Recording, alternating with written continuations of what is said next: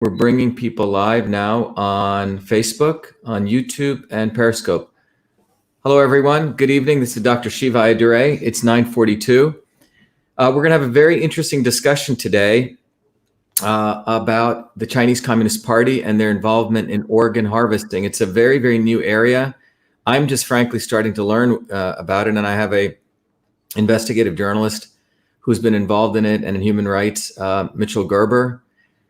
We'll be bringing on shortly. But before we start, I just want to, first of all, introduce myself. This is Dr. Shiva Ayyadurai. I'm an MIT PhD in biological engineering. I created the first email system. I'm a scientist and an innovator. And I'm also running for United States Senate in Massachusetts against Joe Kennedy, who is likely going to be the Democrat candidate. And I'm on the ballot as the Republican. I don't frankly care about either party because I know both parties' establishments are corrupt, but I'm running because I believe it's extremely important that the age we live in, we need working people. People actually have skills, not lawyer lobbyists. The fundamental difference between me and Mr. Kennedy or the Kennedys overall is I do not believe that government should be involved in your lives in terms, particularly in the area of healthcare, whether you want to look at it closely or from far away. The Kennedys believe that the government should be involved in your life. A big difference, for example, is Mr. Kennedy, who I just had to file a lawsuit because of his defamatory comments against me. There is a big difference between he and I. He fundamentally believes in a pro-vaccine policy. He believes in policies for full vaccination.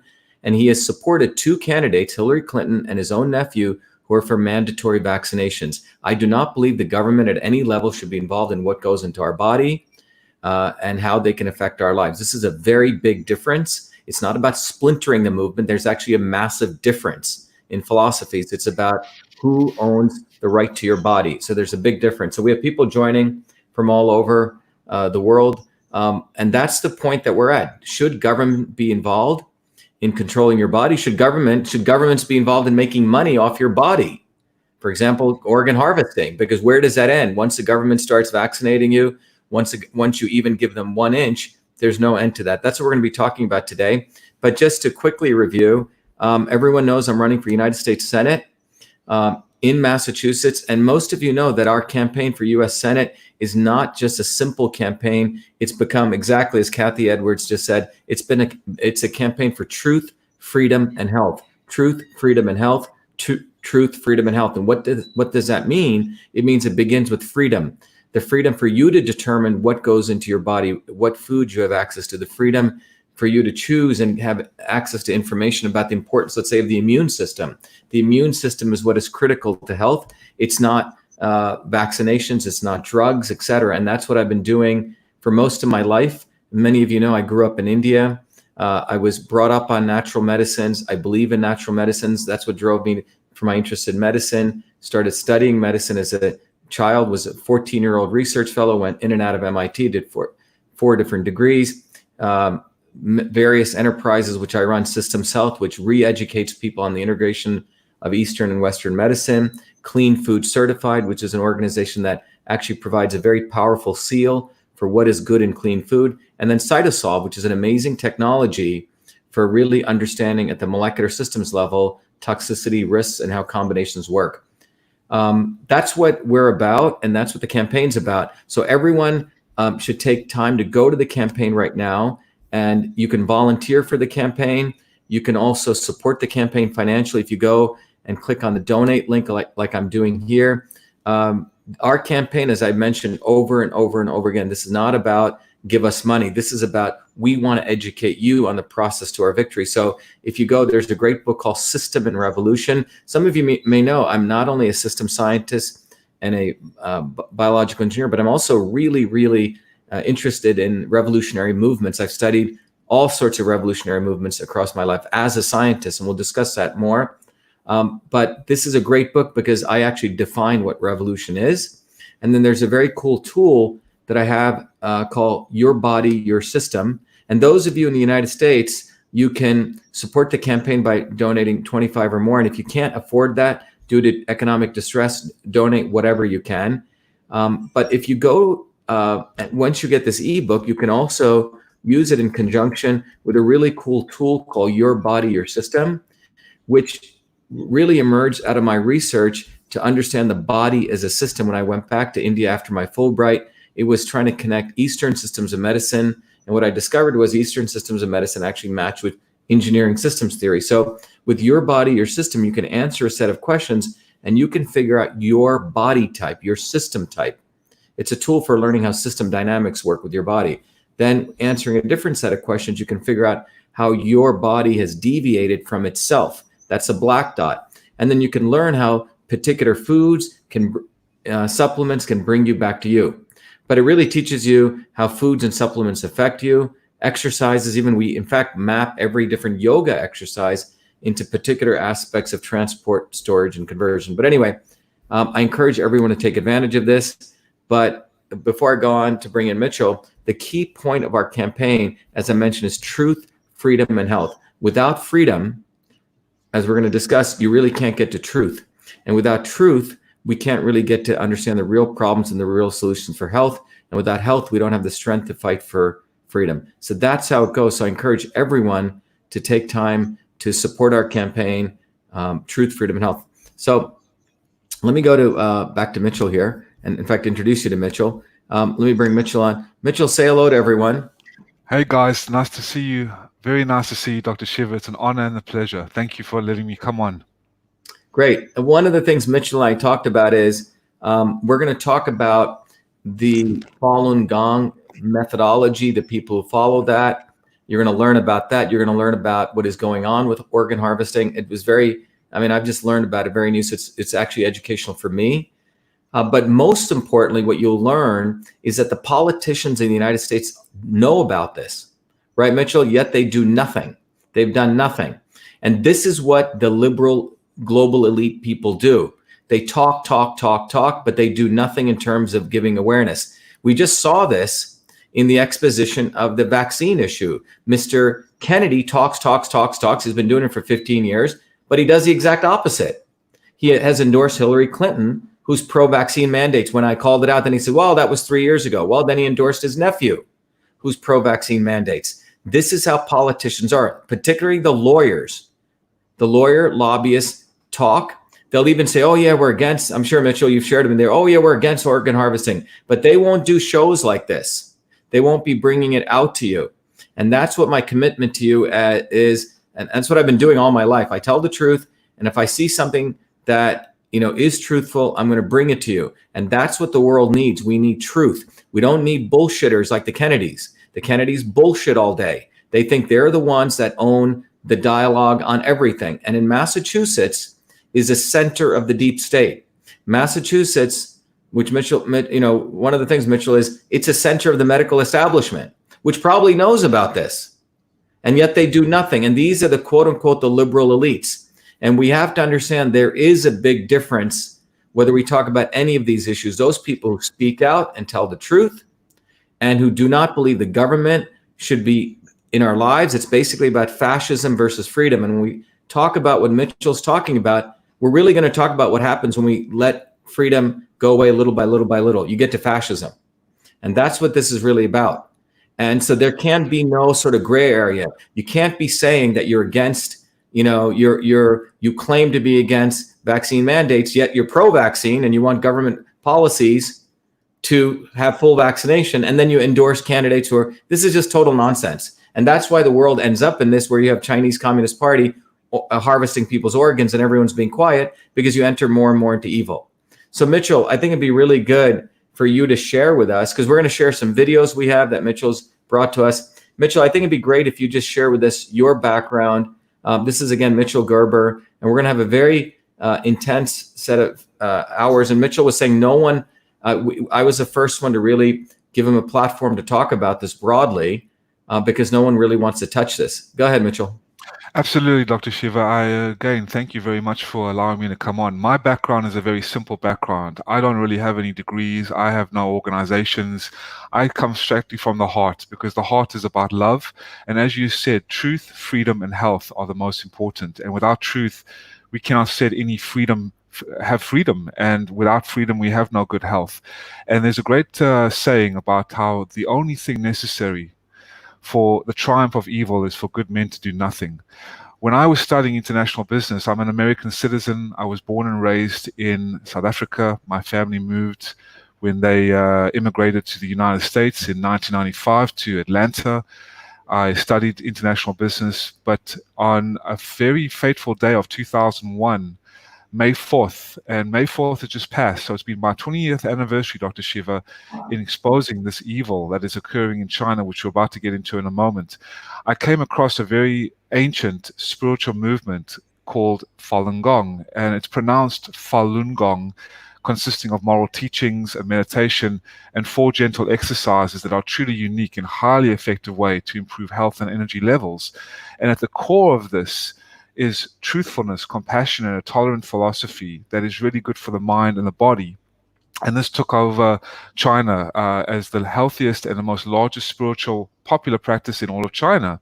By 1998, the numbers grew so quickly, and these exercises, along with the philosophy of truthfulness, compassion, and tolerance, just became the life force of China, where 1 out of every 10 Chinese national citizens were practicing by 1998, outnumbering the number of people in the Chinese Communist Party and membership by 30 million people, making the communist regime's president at that time very nervous and very hateful and jealous that he couldn't control the hearts and the minds of the people. And as you said, that when you bring this to the mainstream media, I mean, I've talked to so many right-wing, left-wing, moderates. They don't want to touch it because of the contractual obligations, of the massive political pressure, and the amount of money that is involved covering up this new form of evil. So to be on your show, Dr. Shiva, is a blessing, and thank you for letting me share with you.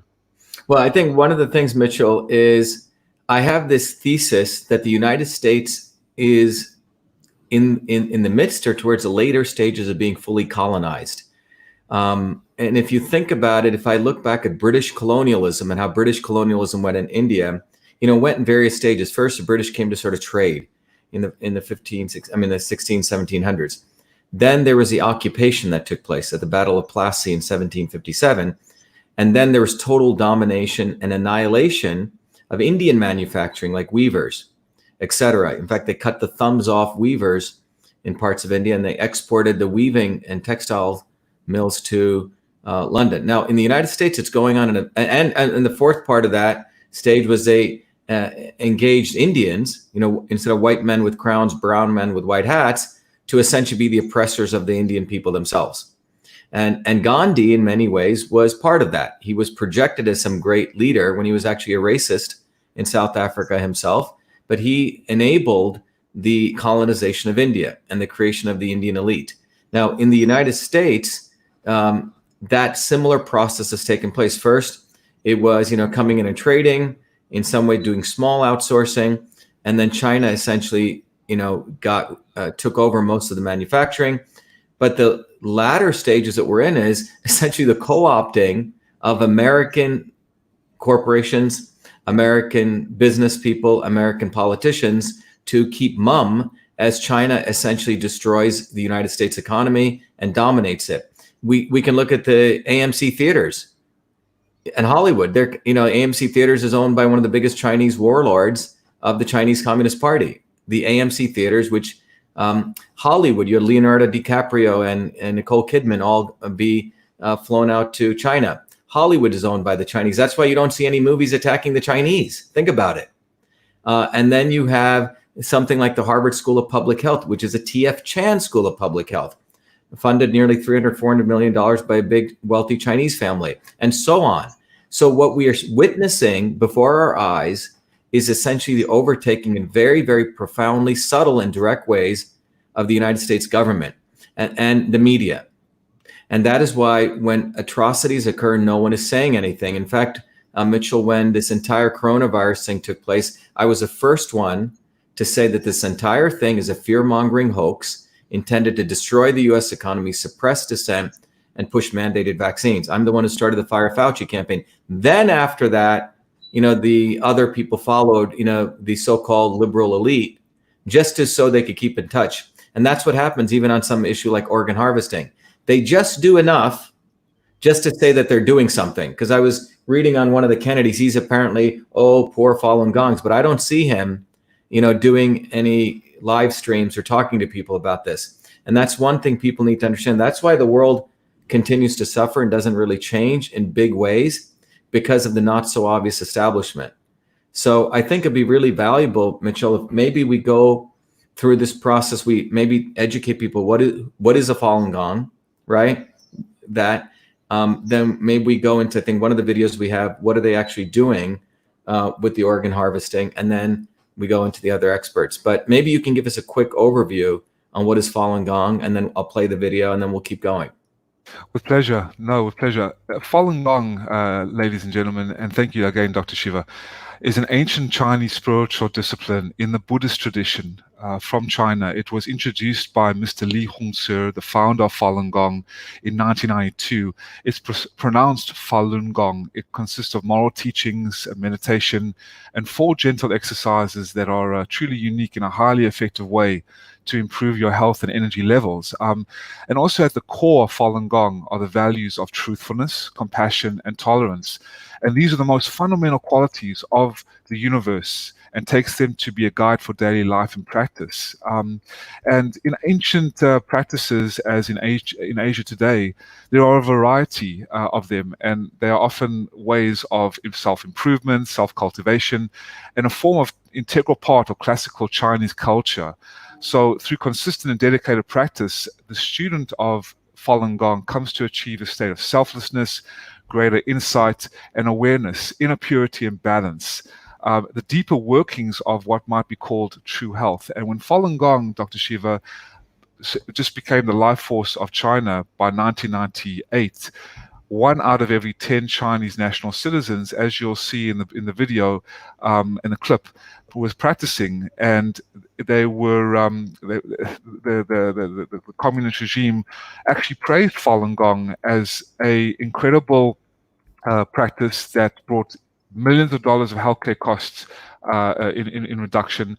The suicide rates were going down, the mortality rates were going up, people were living longer, feeling better. Within 3 or 5 months, people with ailments, injuries, and serious illnesses were vanishing, becoming incredibly healthy. For example, in 1993, the People's Public Security News Agency, the official newspaper of China's Ministry of Public Security, praised Mr. Li Hongzhi, the founder of Falun Gong, for his contributions in, I quote, promoting the traditional crime-fighting virtues of the Chinese people, in safeguarding social order and security, and in promoting rectitude in society, as well as by 1999, before the brutal persecution began against Falun Gong, the Chinese officials went so far as to quantify Falun Gong's benefits, such as when one official from China's National Sports Commission, speaking with U.S. News and World Report, declared that Falun Gong can save each person about 1,000 yuan, that's approximately about $200 in annual medical fees. And if 100 million people are practicing, that's about 100 billion yuan saved per year in medical fees. So the numbers grew so quickly, became the largest spiritual movement in China. People's moral standards were improving. People's positive frame of minds and mental states were becoming very healthy and very happy. Even the productivity rates in the factories, the quality of products were enhancing as well. The whole world wanted to know about what this life force was, what was this spiritual movement that was taking China in 5,000 years of its history by storm in terms of health, efficacy, and well-being. And Falun Gong won all the health awards. Teacher Li was known as the most awarded Qigong teacher in China.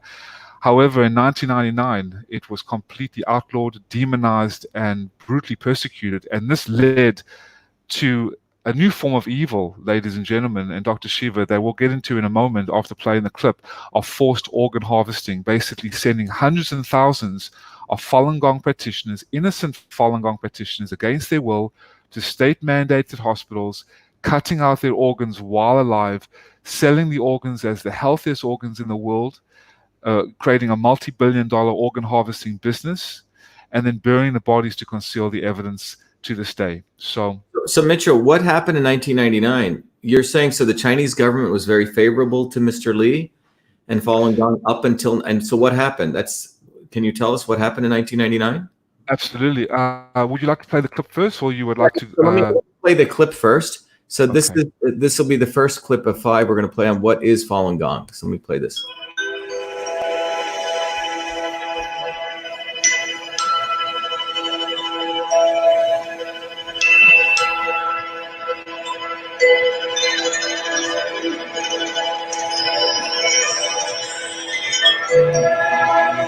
Falun Dafa, also known as Falun Gong, is an advanced self-cultivation practice that improves mental and physical wellness through physical exercises and the development of one's character.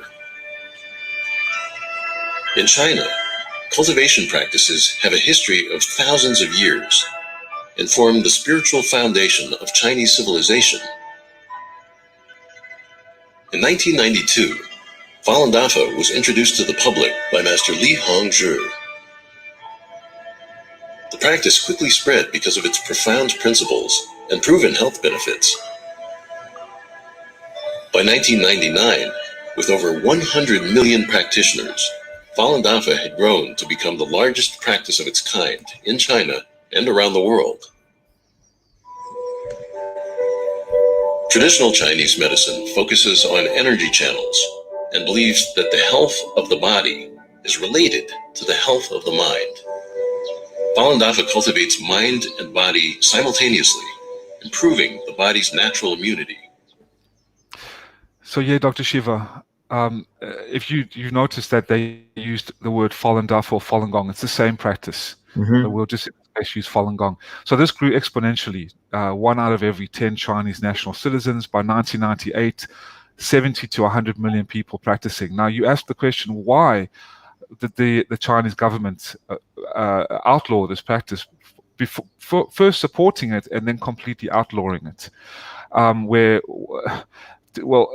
to understand then why organ harvesting could happen in China, it's really crucial to understand that there's no limit to how far the Chinese Communist Party will go to wipe out someone or something. When after World War II and after the Western imperialists, tried to take over China as well, backing Mao Zedong, the Rockefellers, Henry Kissinger as well, China was in a state of chaos. And after 5,000 years of divine culture, the land of China was known as the land of the divine. The beautiful, ancient, traditional Chinese culture was wiped out. 5,000 years of culture was decimated when the communist regime took over. The Chinese Communist Party is a reign of terror. It is a red, wicked, scoundrel regime that's killed more than 2 world wars combined. Dr. Shiva, there's a saying that many empires killed in order to conquer. The CCP, the Chinese Communist Party, that controls China, the Chinese government, the Chinese civilization, and the Chinese people to this day, conquered in order to kill. They've wiped out millions of people. They've covered up and lied about their suppression of the Chinese virus that did spread it from China, even though it has been built up into this hoax as well out of around the world to tyrannically control people in the lockdowns. Yet the communist regime is responsible for millions of deaths and then harvesting their own citizens alive. So Mitchell, what happened in 1999 in that change? Yeah, exactly. Well, it was one of the largest campaigns of religious persecutions in history. So throughout the 1990s, Falun Gong was garnered support from numerous Chinese government agencies. But on July 22nd specifically, Dr. Shiva, a massive campaign of suppression was launched. And what went wrong? One of the basic explanations, there's 3, is that for the seemingly rational campaign against Falun Gong is the nature of the Chinese atheist and dictatorial Chinese Communist Party, which fears all groups outside of its control. So when Falun Gong became the largest spiritual movement, the number of people practicing Falun Gong outnumbered the number of people in the Communist Party membership by 30. In 1999. In 1999, by 30 million people. So from the mid-1990s, as early as about 1995, 1996, some in the party felt their power threatened by Falun Gong's popularity. And Jiang Zemin, when the persecution started, he was the leader of the Chinese Communist Party. Not many people know about him, but when the persecution started in July 1999, the Chinese regime called Falun Gong the biggest threat to national security since Tiananmen Square 10 years prior. And today they are more even terrified than ever. So the reason is that's when the growth the number of people in 1999 in Falun Gong became more than the number of people in the Chinese Communist Party? Exactly. Okay. And the highest ranking members of the communist regime were practicing, and all their families, military generals, more than half of upper class society were practicing too. But because of the leader of the Chinese Communist Party's hatefulness, and he was seeking a way to consolidate his own power while also eliminating the largest movement of thought in recent Chinese history. So he devised this demonization campaign, this weaponized propaganda machine. Deng Xiaoping? Was it Deng Xiaoping? No, Jiang Zemin. Jiang Zemin was the president of the Chinese Communist Party in the 1990s, before Hu Jintao. Yeah. So in the second clip, if you'd like to play, to give your audiences a perspective, he's mentioned in the clip. Actually. Which one do I want to play this time? The first one about the organ harvesting, the clip 2. The Oregon Falun Gong, right? That one. Yes, exactly. That will give your listeners a perspective. Okay. Let me bring this up. This is the Oregon Falun Gong vid clip 2, right? Correct. Okay, so let me play this. Here we go. Let's play that.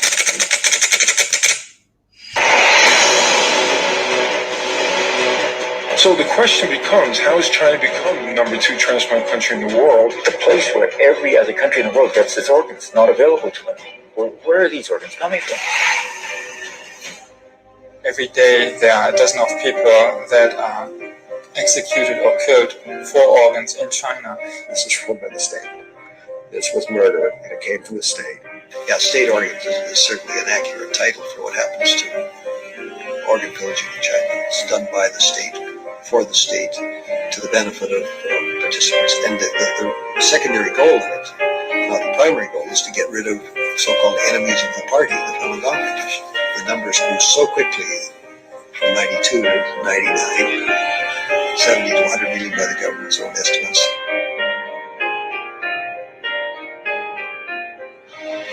Its values, truth, compassion, and forbearance, were out of sync with those of the Communist Party. So, as you know, Jiang Zemin, the president of the country, head of the party, labeled it a cult and commenced brutal persecution against its practitioners from mid-1999 to the present day. Falun Gong values are quite real, and they're quite attractive. They actually represent the whole side of China, which has been completely suppressed for many years. It's a side of China that most Westerners never see. Official line in terms of repression of Falun Gong, the party is bankrupt them financially, ruin their reputations, destroy them physically, so that the vilification is destroying their reputations, the organ transplants is destroying their physically. There's the physical examinations, the blood testing, the organ examination, which have no other explanation than suitability for transplant. That they had this endless supply of organs available on demand, and the only limit was capacity. And so what you saw after 2001 was this huge building boom, new beds, new wings, new hospitals focused on transplants. And so that the volume is, when the system's operating at capacity, increased year by year. So as you can see, Dr. Shiva, those investigative reporters, David Kilgore, David Mattis, and Ethan Gutman, they were the ones that confirmed the allegations in 2006. 18 pieces of evidence, and now increased to 52 pieces of evidence. David Kilgore is a former Secretary of State of the Canadian Parliament in Canada. David Mattis, a 35-year international human rights lawyer. Those are the two people, the two esquires that came out in 2006, did an independent report and confirmed 18 pieces of evidence that between 2001 and 2006, 45 to 65,000 Falun Gong practitioners were harvested for their organs by using investigators, Falun Gong investigators, calling into the hospitals. We actually have a clip coming up about one of the doctors' telephone calls. I actually made sure that people could hear it, as well as Ethan Gutman, who joined forces in 2014 with his book, The Slaughter, highly recommended. And with David Kilgore, David Mattis, and Ethan Gutman, they have now confirmed over 52 pieces of evidence in their books. The Kilgore-Mattis report and Ethan Gutman, The Slaughter. And this can be found easily on endtransplantabuse.org and stoporganharvesting.org. All the reports are out there. All the books are out there. This has been going on for 20 years. So I think one of the interesting things here is, when I went to MIT, there were, students from China who would come there. And in fact, in 2007-8, China had a program where they were attracting American-born, even Chinese students or immigrants who'd come here back to China. I forget what it was called. But one of my friends who went back to China, he was telling me, this is something I think that came out in that video that I don't think Americans appreciate a lot, because we see only the sort of the fascist communist party version of the Chinese people. But the large majority of Chinese people, as I understand, are very much into health and well-being. It is a rich tradition in China. In fact, many, many yoga teachers go from India to China, because the Chinese people, like all people, want to live healthy. And throughout China since 2005, for example, there have been anti-pollution protests. Some people may not know that China has so much garbage, they can't get rid of it. So they've been building massive incinerator plants. In Wuhan, where the virus came from, just 6 months ago was one of the biggest protests against pollution, because these incinerator plants were going to put out all sorts of pollution. They were brutally suppressed, and then suddenly they disappear. And the reason I'm bringing this up is that I think everyone needs to understand, when it comes to sort of truth, freedom, and health, this is sort of a global need. It's not, it's part of the campaign we're doing, but this is something that people all over the world want. And you and I were discussing this, Mitchell, as I was sharing, in many thousands of years ago, India still has a rich tradition of yoga and meditation and mind-body practices. The Siddha tradition, which was in South India, which involved martial arts, and the use of, microdoses of heavy metals from plants, meditation, yoga, and herbs. This was a very rich tradition that actually went to China in various forms. And they had techniques like Qigong or Kundalini yoga and these kinds of things. So there was a rich trade back and forth. But I think you always wonder, India has all yoga and China doesn't, right? They're neighboring countries. It doesn't make any sense, right? So I think the notion of connecting the mind to the body was always very, very rich in China. And the fact that I think Falun Gong and these kinds of practices came out and grew so rapidly is really a testament to that. This is in some ways in Chinese people's DNA. They yearn for this. Absolutely. Yeah. Absolutely, Dr. Shiva, absolutely. And what is important is that in traditional Chinese health and culture, that the whole body is intact. That is what makes us so vile and so sinister, is that the Chinese culture, the ancient culture, believes that before they leave the earth, that the whole body needs to be remaining intact. So when the communist regime wiped out and decimated purposefully and intentionally when they came into power, all connection to the divine, all connection to spirituality, and all connection to those beautiful ancient practices that you mentioned in the Siddha, coming from ancient India, then into China, they rendered the Chinese people helpless, forced them into brutal poverty, forced them into brutal fear and slavery, and disconnected and basically ripped out that divine heart, that spiritual heart. And when Falun Gong took over like wildfire, it brought back the ancient Chinese traditions of the ancient world, the land of the divine, which highly threatened the communist regime's demonic nature, and that's why they had to suppress it and destroy them. But the Chinese people are fighting back in a non-peaceful way, in a peaceful way, not a non-violent way. And there was a really good publication, I'm not sure if you've heard about it, and it's a free publication, which I highly recommend to you as an avid enthusiast in history and study, called The 9 Commentaries on the Communist Party. And the 9 Commentaries was introduced into China in 2004 from the Chinese edition. It was unanimous, high-ranking, very powerful Chinese that wrote this book, came together, collaborated, and the 9 Commentaries on the Communist Party basically woke up the Chinese people, and between 200 and 354 million Chinese now have revolted against the Chinese Communist Party, Yes, quit all the Chinese official party lines and affiliations. It's called Tuidang movement, and it's called the Quit the Chinese Communist Party movement, and it's growing each and every day. It's building a freedom in China to educate people about the destructive character of communism, to assist all Chinese people worldwide to renounce the Chinese Communist Party and its affiliated organizations, and to investigate and document the atrocities communism has perpetrated against the humanity. So this movement, this Tuidang movement, started in about 2004 and has now reached about 354 million Chinese.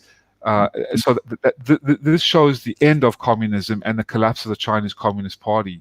So talking about how the Chinese people wanting the health and wanting the longevity and wanting the freedom, because as you said, truth, freedom, and health.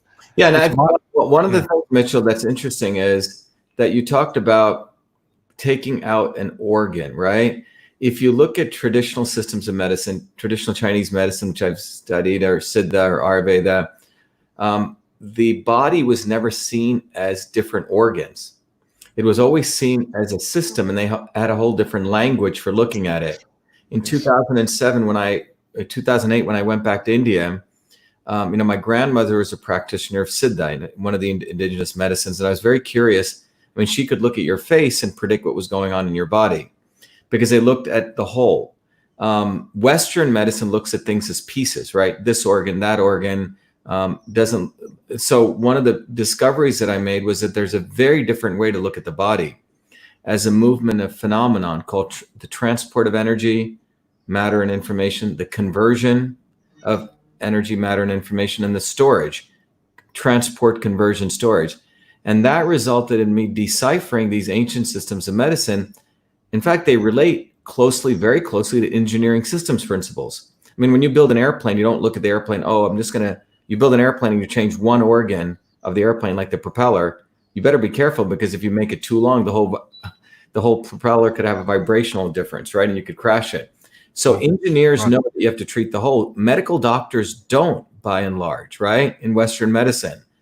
And so when you're saying that they're going after one organ or two and pulling them out, it's sort of, I think, very symbolic of sort of not seeing the whole. Anyway, should we play the next video? Which one should we play? I absolutely agree. Why don't we play we can play the China Tribunal. We have 3 left, so we can play the China Tribunal, or we can play the other one from Hard to Believe. Maybe the China Tribunal. Let's do Hard to Believe. The Hard to Believe or the trial? Let's do Hard to Believe, and then we'll play the China Tribunal afterwards. Okay, I think the Hard to Believe is the one you recently sent me, right? Okay. Yes, I did. Yes. Okay, so I got to find that, which I got to pop up here. But you're very right about that, Dr. Shiva. As a whole, because the ancient Chinese science, like the Ayurvedic science, looked at the source. They looked at the energy channels. Let me start this here. Okay. By 2000, Falun Gong practitioners were disappearing into labor camps in mass numbers. At the same time, Chinese hospitals began promoting their organ transplant expertise. I'm David Maidith, and with me is David Kilgore.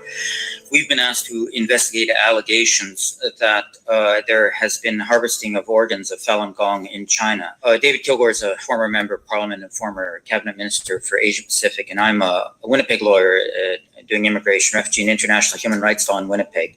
And we have now done our investigation, and we're producing this report. And I didn't know whether it was true or not, and so my task initially was to try to figure out a way of approaching the issue so that I could either prove it or disprove it and not just walk away and say, I don't know. The number of executions in China varied widely depending on who was counting.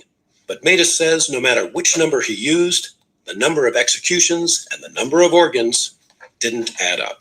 The transplant volumes increased substantially after the persecution of Falun Gong began. And I mean, there's a lot of other evidence, but the most likely explanation for the increase is the Falun Gong.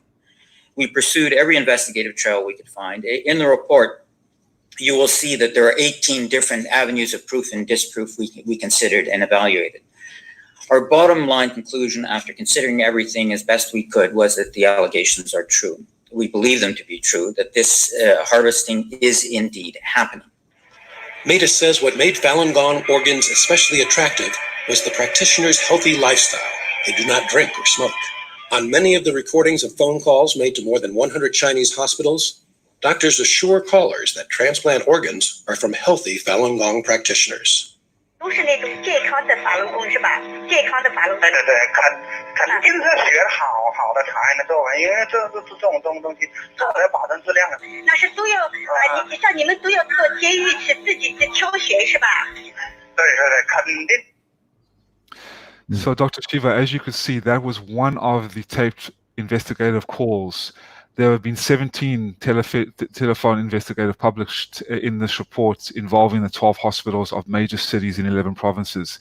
And this investigative telephone call, as you've just seen, the results reveal again that the Chinese Communist Party is still conducting live organ harvesting of Falun Gong practitioners in these hospitals. How many organs do you think have been harvested, Mitchell, over those last 20? It's really been over, I think it's saying starting in 2002, over the last 20 years, right? Yes. 1999. Yes, well, David Kilgore and David Mattis, those two investigators that you saw, they confirmed allegations in 2006 in their report, the Kilgore-Mattis report, and their book can be bought as well or read online called Bloody Harvest. If you just Google Kilgore-Mattis report, they confirmed that between 2001 and 2006, 45,000 to 65,000 Falun Gong practitioners have been harvested for their organs. Then Ethan Gutman, which you'll see in a minute with Dr. Enver Totti, the forced organ harvesting surgeon that came out to talk about this, he joined forces with David Kilgore and David Mattis in 2014. He wrote the book The Slaughter, an 8-year investigation on the forced organ harvesting, his book called The Slaughter. They have all now confirmed that between 80 to 100,000 transplantation murders have against Falun Gong have commenced since 2001. So over a 20-year period, 80 to 100,000 a year have been commenced and conducted. So I think the important thing, I mean, you've been sort of in this so long. I just want to keep things sort of simple for people to understand. Yes, these people are killed per these investigations live, right? Because you need organs live, and the fresher the organ. It's not like someone is dying and then you're harvesting, because typically in the United States, for example, people get these organ ID cards, right? You know, someone's in an accident and they're in horrible condition, they're not going to make it, they give, or after they die. A friend of mine, for example, was a pilot for in the United States, and all he did was used to be called sometimes 3 a.m. to go pick up an organ. You know, someone died and they needed a heart transplant. So he used to drive a private plane doing that. And it was quite interesting talking to him. But we're not talking about people dying of some accidental death. We're talking about actually people being murdered. This is very different, what you're saying, right? These are because you need these organs live, as that occurs when someone gets in a car accident and they're dead, or they're gone. That's when people come in and they harvest the organs. This is actually killing people. I think it's sort of in the background, but I don't think you've made that clear. Thank you, Dr. Shiva. Yeah, legal, state-sanctioned organ harvesting, no consent, forced live organ harvesting by the Chinese military and at the highest level conducted by the Chinese Communist Party. And to make matters worse, people think, well, this is going on around the world. No, folks, this is not some kidney in the bathtub theory. Yes, you have organ harvesting around the world. In India, Southeast Asia, I'm living in Vietnam, in communist Vietnam, 100 miles away from the Chinese border.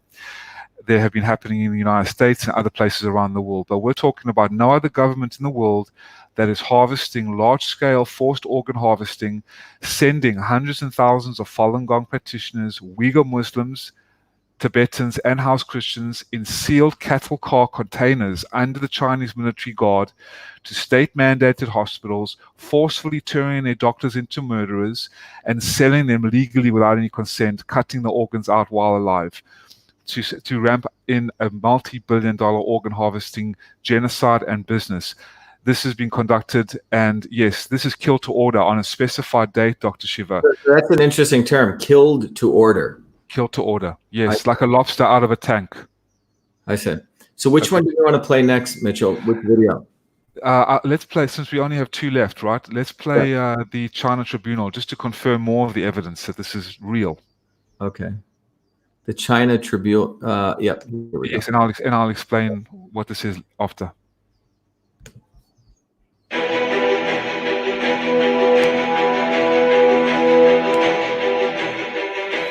Mr. Vice President, the Durban Declaration affirms the urgent need to prevent, combat, and eliminate all forms of trafficking in persons, including organ trafficking. China Tribunal, a People's Tribunal chaired by Sir Geoffrey Nice, considered all available evidence and concluded that forced organ harvesting from prisoners of conscience, including the religious and ethnic minorities of Falun Gong and others, have been committed for years throughout China on a significant scale, and that it continues today. This involves hundreds of thousands of victims. Acting on independent legal advice, the tribunal concluded that commission of crimes against humanity against Falun Gong and others had been proved beyond reasonable doubt, victim for victim, and death for death. Cutting out the hearts and other organs from living, blameless, harmless, peaceable people constitutes one of the worst mass atrocities of this century. Organ transplantation to save life is a scientific and social triumph, but killing the donor is criminal. Government and international bodies must do their duty not only in regard to the possible charge of genocide, but also in regard to crimes against humanity, which the tribunal does not consider to be less heinous. It is the legal obligation of UN member states and the duty of this council to address this criminal conduct. Thank you, Mr. Vice President.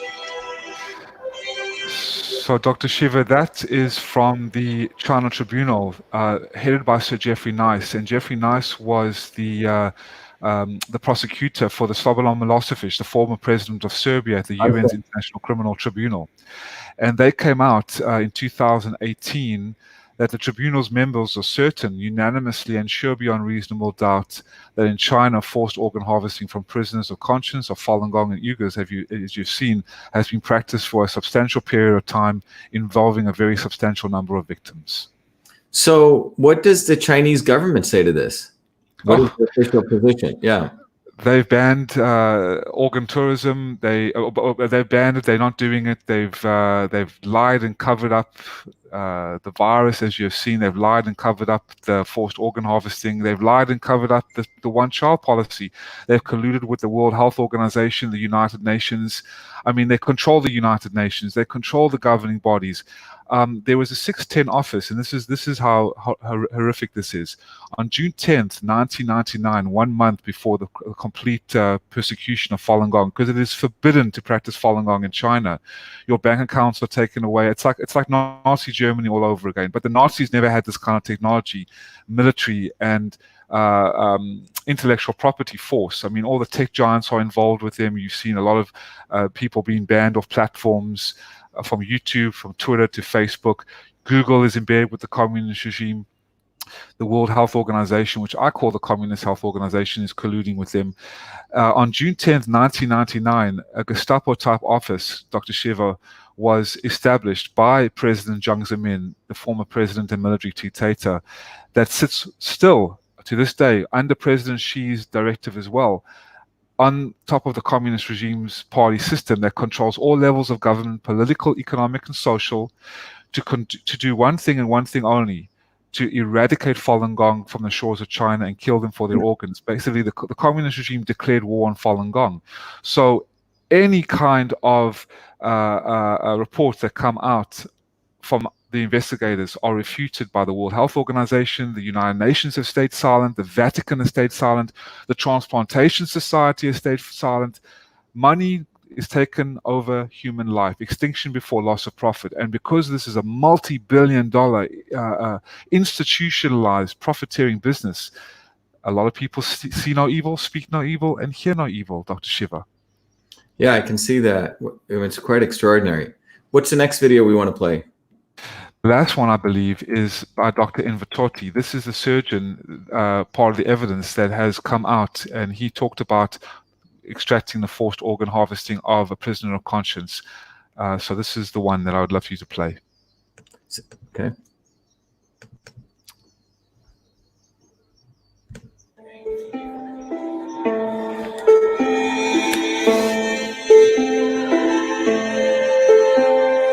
I didn't feel guilty. This is bad guy. He was condemned to death. But after I left China, after my eyes and my mind opened to the West, and my what is called perspective, it's something is changed, totally changed. Then I said, oh my God, that is since I committed crime. For many years, I feel guilty. I didn't know who he was, his name, or if he is Uyghur or he is Chinese. If he's Uyghur, then I might guess he is Muslim, so I might pray for him in the mosque. And I said, what if he's Buddhist? So now, when I see a temple, I go in and light a candle and pray. If I see a church, I go in to pray. When I heard Ethan that time, I did feel that this is the right time to bring this out, because if it's continues staying in my bottom of my heart maybe not be able to carry all the way. I need to let it come out.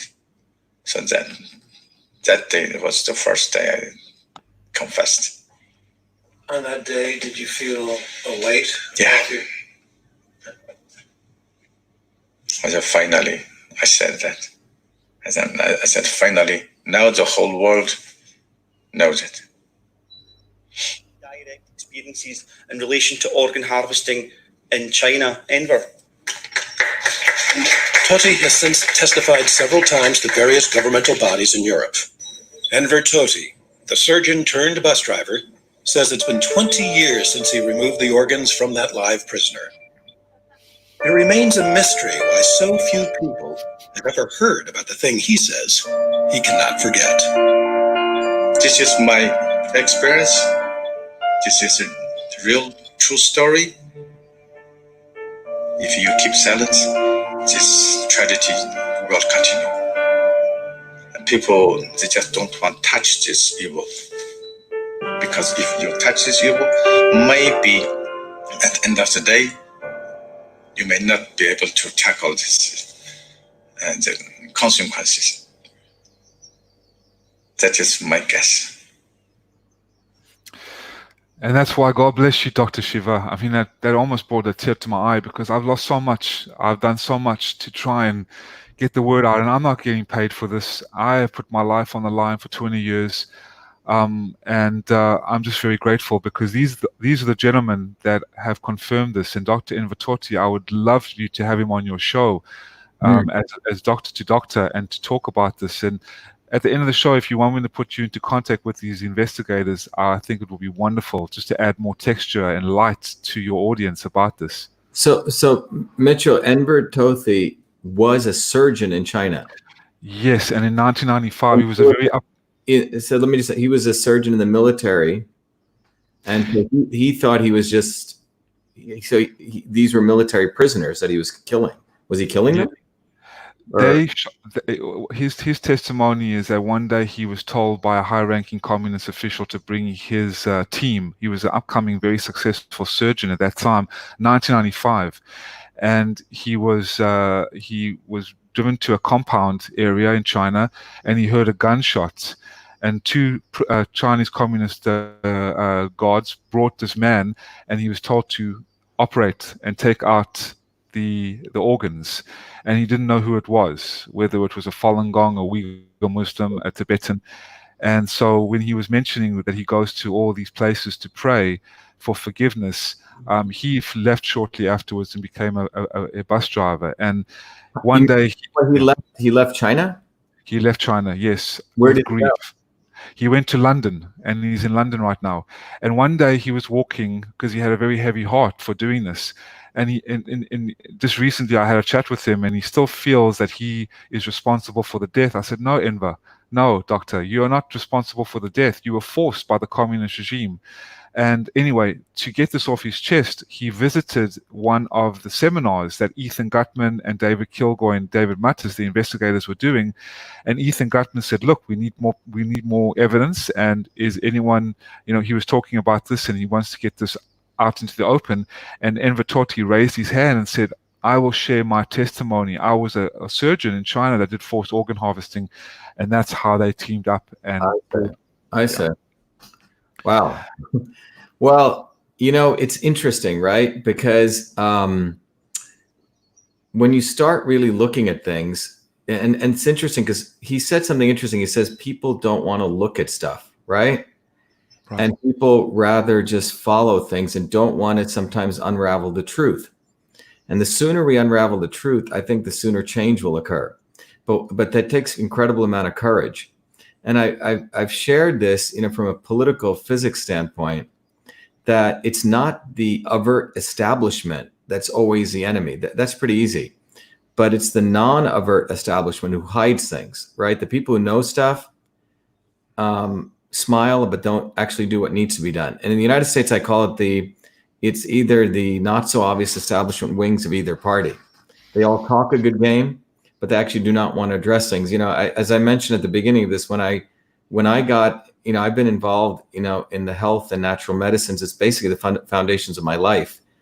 My grandmother was a traditional healer. I grew up with this intense love of connection to spirit, and an interesting desire to understand politics and medicine.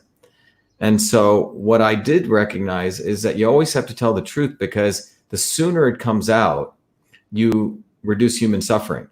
But what happens, unfortunately, is people cover up the truth because there's monetary interest involved, or they suffocate the truth. In the anti-vaccine movement, that's why I put myself on the line and went after someone like this guy, Robbie Kennedy, because he talks a good game, but he's been sitting on this movement. And when I did that, we were attacked, right? Like, I think they were saying when, the Falun Gong comes out and they actually are doing something good, the most vicious lies are said, the most vicious lies by people who claim that they want good. And that's what's fascinating to observe.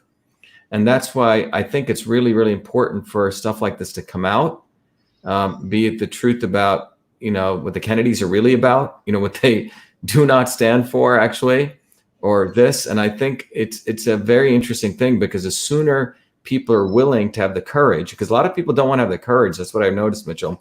They don't want to go into these areas because in some ways it reflects on the fact that they've allowed stuff to go on for far too long. And basically the sooner we talk about this, you can actually address the suffering. And if not, you just sort of put it under the rug and you don't want to discuss things. And I think that's what I'm looking at this connection between the two. It comes down to fundamentally, do you have the courage to expose truth, wherever that leads you?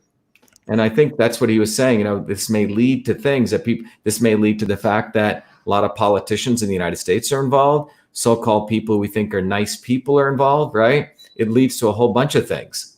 And it really shows a decrepit nature of most people's ethics, that they sort of don't really exercise true principles. And that's why we need people like you in government, Dr. Shiva. And that is why your platform, Truth, Freedom, Health, because through truth, you are liberated from the fear.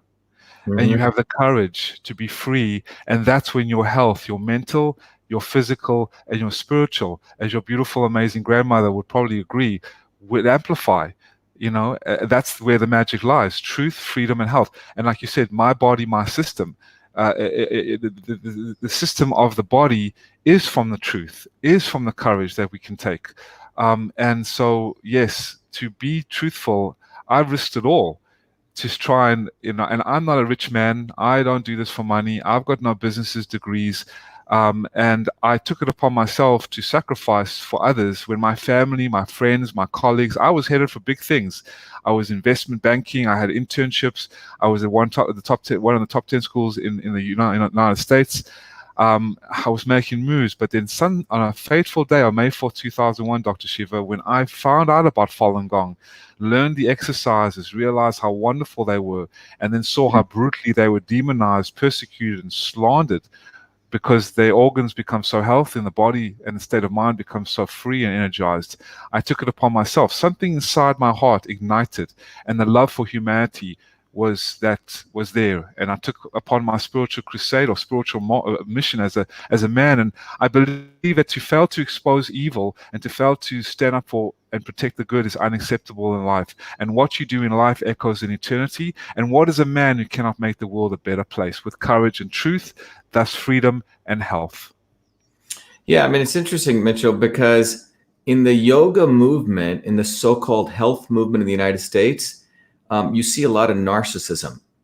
It's not a real yoga movement. And I think I did something on real yogis and fake yogis.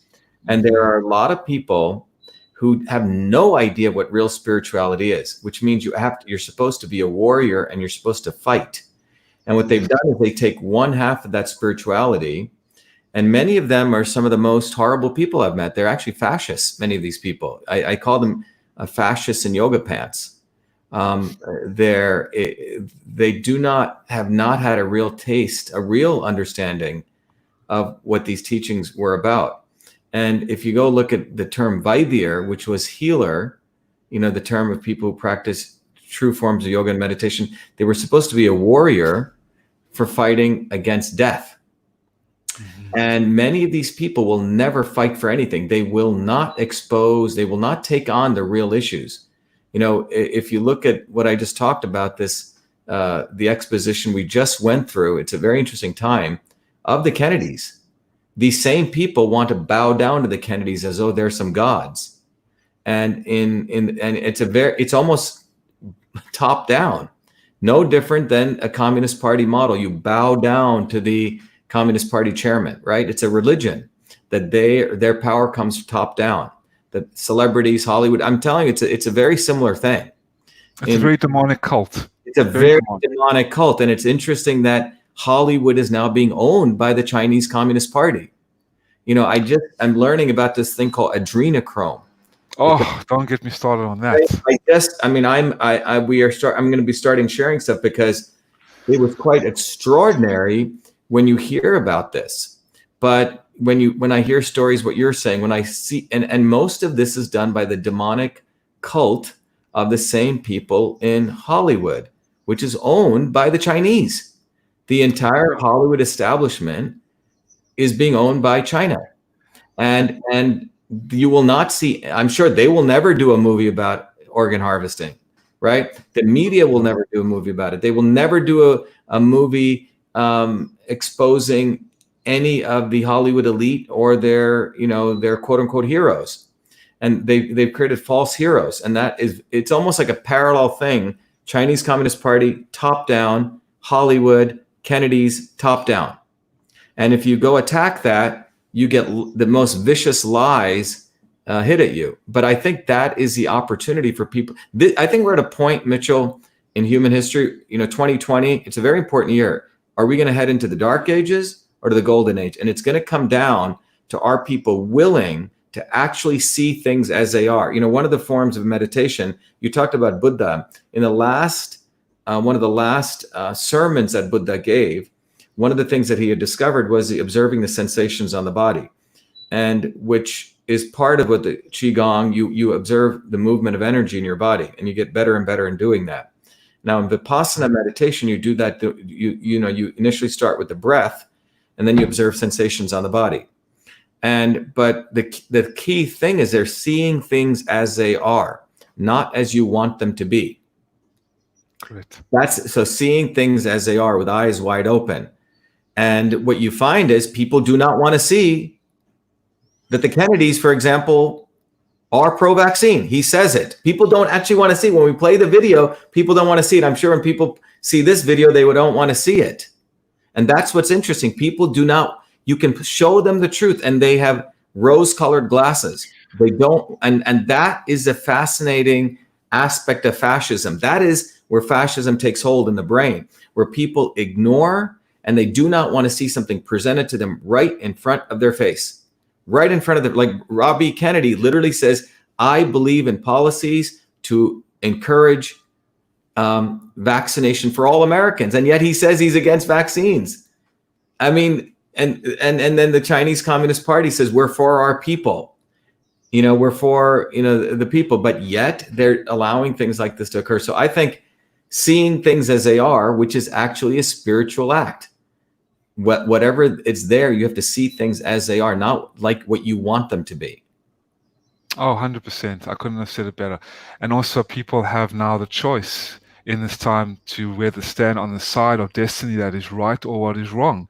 And when people really see things for what they are, have the courage to follow their hearts and follow and discern what is going on. Everyone has the right to discern. I just wanted to share with you, Dr. Shiva, there was unfortunately, I didn't play the clip, or we didn't have a clip about Ethan Gutman, the other investigator, or Anastasia Lin, who was Miss World Canada 2015 and 16, who was barred from participating in China because the Miss World was colluding as well with the Chinese Communist Party, and denied her visa because she is a Falun Gong practitioner. And Anastasia Lin goes around the world now, and she uses her crown to expose the forced organ harvesting and the persecution against Falun Gong. I wish I would have played that clip, but you can just look up Miss World Canada or Anastasia Lin on YouTube. It all comes up. But Ethan Gutman, one of the investigators, was interviewed in 2015, and I think this would really come full spectrum of what we were saying about what do you say to those people who still doubt that organ harvesting has occurred or is occurring on a large scale in China, especially through the use of Falun Gong practitioners. And he said, the dogs bark, the caravan moves on. Look, The Slaughter, my book, has been out for a year. That's plenty of time for serious reviewers to question my concerns. I can't think of one who has. Even the South China Morning Post, which obviously has to give a critical review given their financial relationship with the mainland, didn't dare. And I stand by every footnote, every interview. I don't begrudge anyone the right to doubt. As I say in my book, these are serious allegations, toxic allegations, but no one has the right to dismiss the allegations without actually reading the corpus of work that has been published. The Slaughter, Bloody Harvest, State Organs, not to mention all the investigative reports that have been authored by the Epoch Times, the World Organization to Investigate the Persecution of Falun Gong, and Doctors Against Forced Organ Harvesting. This investigation started in 2006, yet the volume of investigative work is only increasing. You want to comment? Hit the books. If someone is too lazy to read about the subject or just doesn't care enough about Chinese atrocities to bother, perhaps they should be silent. And a lot of people have remained silent that know that this is going on, but see no evil, speak no evil, and hear no evil. As you have said, as you have mentioned, there have been many politicians that the same people who are supposed to do so good for the humanity are the ones that are destroying it. Exactly. Someone just put this up here. People love their beliefs more than the truth. I think that's the key thing. The not so obvious establishment are people who claim they want to help, and they have all this rhetoric and they literally sit on movements. And that's why suffering continues. And this is something I figured out when I was a kid. Mitchell, I would see these politicians come, to these untouchables in India who were the very poor people, and they would give them rice, or nowadays they'd give them laptops and basically they don't have to work. It's a way of buying votes. And they're the same people who claim they want to help you. So they don't want to ever help people stand up on their own 2 feet, figure out their own destiny. They want to essentially, from a top-down standpoint, enslave people. And this is what's going on in this country. It's a top-down model. Top-down. We're going to tell you what's good for your body. If you look at the whole vaccination thing, John Kennedy's the one who instituted the National Vaccine Act, which never should have happened. And then his brother, Ted Kennedy, 1986, created the National Vaccine Injury Program. After people were being injured, instead of getting rid of it, they created the vaccine courts, more government. And his current brother, the current guy, Robbie Kennedy, is endorsing Hillary Clinton, who's pro-vaccine, very much has supported all sorts of stuff in China, the WHO, CDC, the Gates Foundation, etc. And here, Mr. Kennedy will never expose Miss Hillary Clinton, until he'll say something after I expose him, not exposing her, right? And then supported his nephew here, who is pro-vaccine. I mean, when you think about the concept of forcing mandated vaccines, this is essentially enslavement. At least if, you could argue that it's long-term enslavement. Where we're headed towards in the United States is you will be mandated vaccines, you will be tagged and bagged, and if you don't comply, you will basically become a non-human. You can't travel, you can't do anything, et cetera. And China, when you look at it, has essentially created the surveillance state. You can't go anywhere without, they can read your lips. You have 200 million cameras, et cetera. And that is this top-down model of complete control. And I think with China, with the organ harvesting, it's basically saying if you do not fall in line, we'll go harvest your organs. Or in the United States, if you don't fall in line, we're going to force mandate vaccines on you. This is not that different. There's not that much of a difference when you really start thinking about the attack on liberty at freedom at a fundamental level.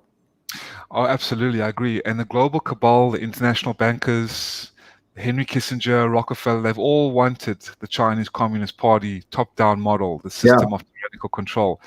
And they want to destroy the constitutional values, rip out divide the families, take away the gun rights, urge or infiltrate the radical left, the liberal university students, usher in the so-called democratic socialism, which is basically a disguise for communism. Right. And cause a big a fear in America, and this is what they've tried to do. But I think that the tide is turning, and I believe that with your help and with your wonderful listeners' help, that we can stand against this in not violent revolution, but non-peaceful protest. And so, what people can do, I think. I think that Shakespeare said it best, because we're not at war with China. We can't bomb the railroads like we did with Nazi Germany to stop the sending of hundreds and thousands of Falun Gong to these death camps and these state-mandated hospitals. But we can sign a petition, because a petition, I believe, share this interview and share the works, and even practice Falun Gong, practice the exercises. It's beautiful. It's a wonderful, healthy practice. It's free of charge all over the world. But a petition is like the Shakespeare said, the sword is the pen is more mighty than the sword. And when you sign a petition, you are voicing energetically, because it's all about energy, and it's all about conviction. It's all about courage, to stand up for the Falun Gong and to stop this brutal persecution of innocent life. So what you could do as an American citizen, you can go to stoporganharvesting.org, sign the petition, look at all the reports there. You can also go to endtransplantabuse.org. If people would like to learn more about China, for those avid readers, Dr. Shiva, you can read the 9 commentaries on the Communist Party at www.ninecommentaries.com. Go to faluninfo.net, and also to learn the exercises free of charge, falundafa.org, falundafa.org. I sent you and Jen the links, so hopefully you can post them. But okay.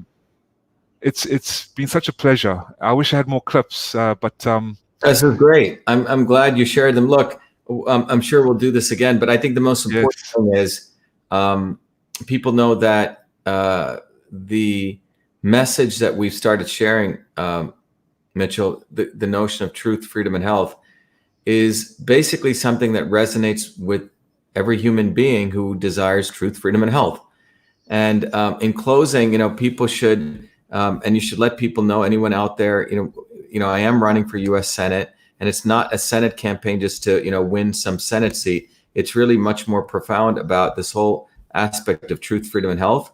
And people who go and support the campaign, we talked about energy here. When I went back on my Fulbright, the thing that I really wanted to understand was how my grandmother was able to do this analysis. So that led into this book called System and Revolution, which anyone who donates, gets. If you can't donate 25, donate whatever you can. The money's not the issue. But one of the things that I wanted to end with that I think you may appreciate here is that when I started looking at the Indian systems of medicine, which essentially have a way of looking at the body, what they call Vata, Pitta, Kapha. So what that means is when they look at your body, the practitioner would say, okay, Mitchell, you have this much Vata, this much Pitta, this much Kapha, right? And you could have a little bit or all, and then that denoted your constitution, and which means you had a particular constitution which is different than me. So in many ways, each one of us were unique human beings. So there's not the same food for everyone should eat, the same medicine. This is why the whole notion of mandating the same vaccines for everyone is absolutely insane. It's not at all recognizing the unique nature of a human being.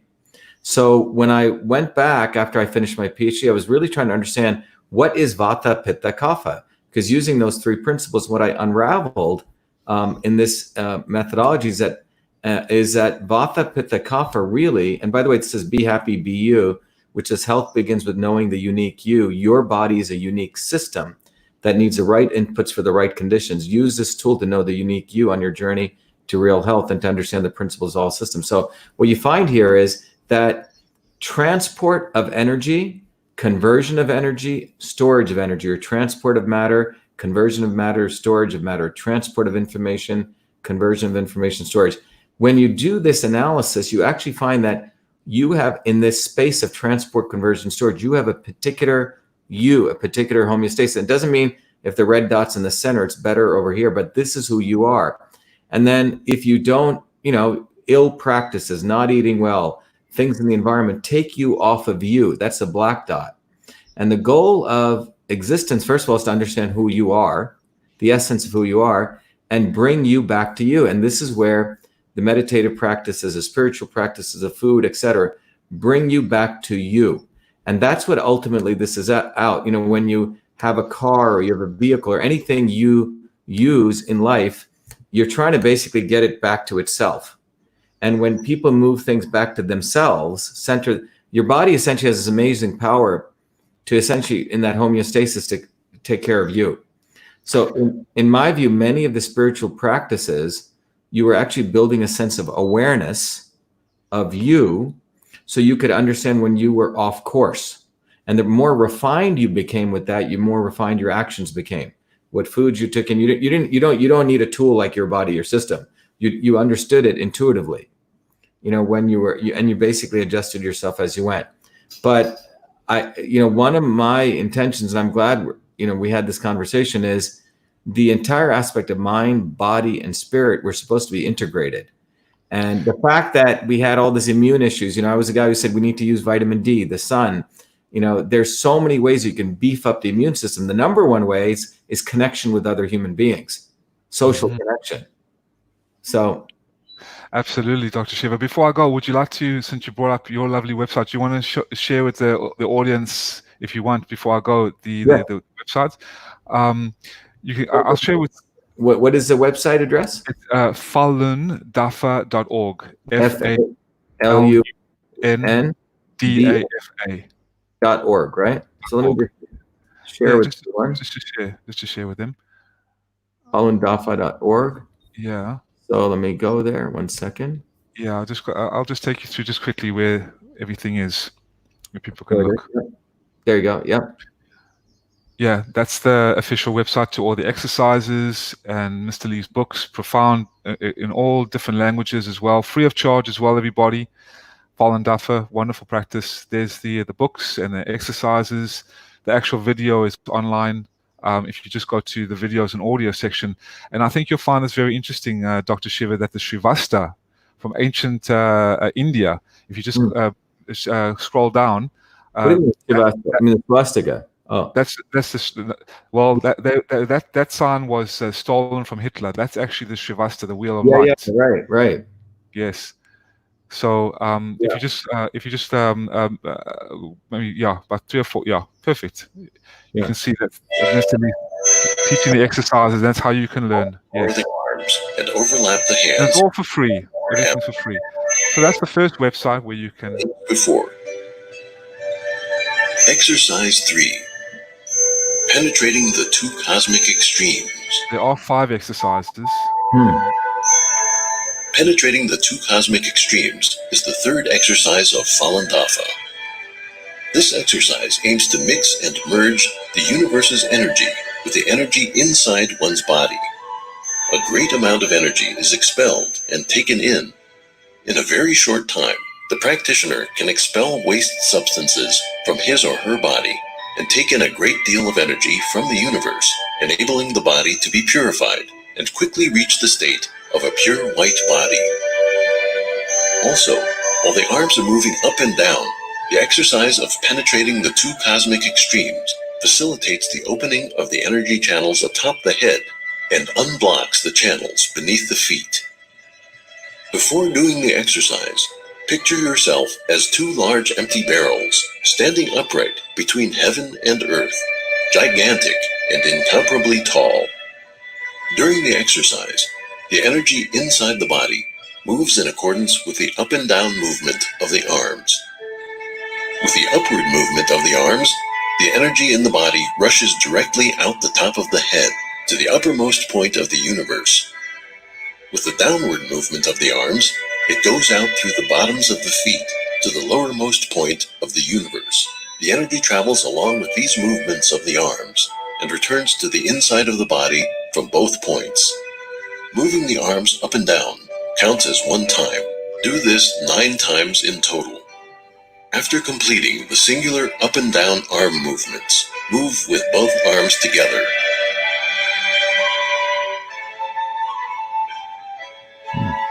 So those are the exercises here. Well, quite beautiful. They are very beautiful, very peaceful. The second website you can go to, Dr. Shiva, or your listeners and viewers can go to, is faluninfo.net to just learn more about the whole perspective of Falun. Okay. Faluninfo.net, yes. Let me see if I can go there. I have to do something here. Falun Info. I'm having a little bit of difficulty here. 1 second. Okay. Oh, here we go. Falun Info. Faluninfo.net. Okay. And all right. So we'll be wrapping up here. Let me see. We go here. Faluninfo.net. Is this one right? That's it, perfectly. You can see what Falun Gong is, 100 million people targeted and they're killed for the organs. And there's also award-winning documentaries, and you just click on it. Very easy to navigate, folks. That one right there lies at the kill. This is the staged immolation video where the communist regime set a stage of persecution that really poisoned the Chinese communists, the Chinese people, the propaganda machinery of the Chinese Communist Party. This, and you can take action in the right-hand corner if you'd like. TV news, why the persecution, what is Falun Gong, etc., etc. And the last one, Dr. Shiva, I'll share with you is endtransplantabuse.org.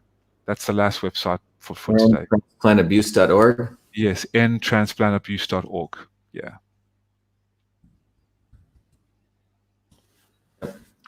That's where you can get on the full spectrum of reports. Let's see if it comes up. It takes a little bit of time to load because it's really a lot of information and reports, well documented. That's the one right there. That all the investigative reports, and that's the Commission of Crimes Against Humanity.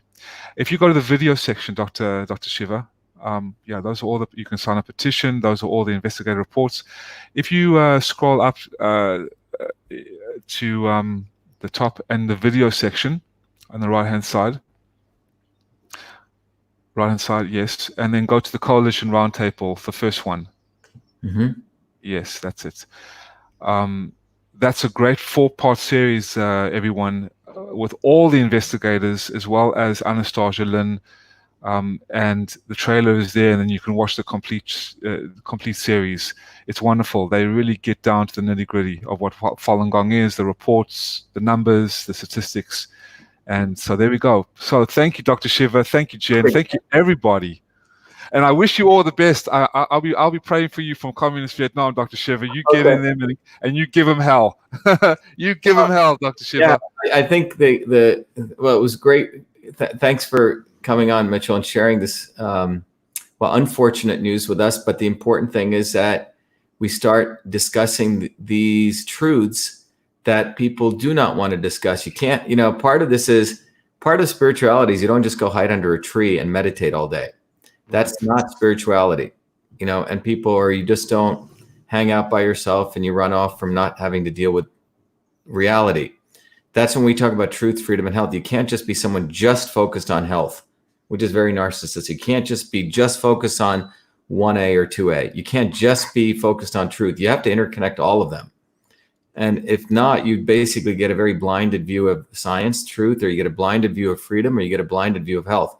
Until you interconnect all these three things, truth, freedom, and health, that's where, in many ways, the light emerges. And that's what this is about. And so I see this, to me, I see it so clearly, is some people are just into one area. And that's why they can easily get bamboozled. But anyway, as Karen Van Uren says, thank you. And God bless you. Thank you very much. And anyway, everyone, just remember, we'll be always telling you the truth, no matter how hard it is, taking on things that are unpopular. But the truth is what ultimately matters. Life is short, but truth is eternal. So anyway, thank you, everyone. Thank you, Mitchell. Thanks for joining us. Okay, be well, be the light. Thank you. You too. Bye. Bye. Bye-bye. I'm going to end the broadcast here. Thank you, everyone.